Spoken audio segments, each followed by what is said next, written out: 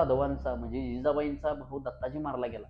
शहाजीराजांचा सक्का चुलत भाऊ या ठिकाणी संभाजी मारले गेले. त्यामुळे ह्या दोन घराण्यांच्या मध्ये वितुष निर्माण. आता दोन्ही घराण्यांची काही चूक नाही, हाती तिसऱ्याचाच बरोबर. म्हणजे तिसरं खंडागळ्यांचा हाती. पण त्या ठिकाणी ह्या दोन घराण्याच्या म्हणजे प्रतिष्ठेसाठी म्हणजे आपण बघतो की ह्या दोन घराण्या केव्हाच माहेरला गेल्या, कधी अगदी त्यांच्या मृत्यूपर्यंत त्यांना केव्हाच माहेर जाता आलं नाही. कारण पहिला नियम कसा आहे, आत्ताचा काळ बदललाय.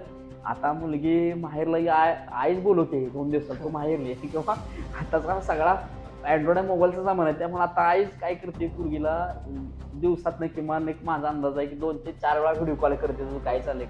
पण त्यावेळेस लेक दिली की ती दिल्या घरी तिकडंच तुमर असं सांगायचं. त्यामुळे आपण बघतो की लेकीनं काय झालं, उलट झालंय, बाळा तिकडं काय झालं तर नवऱ्यानं वाईस काय बोलला तर तू माहेरला ये. पण तवा काळ ना तसा नसायचा. काळ कसा असायचा की दिल्या घरी तू तिकडं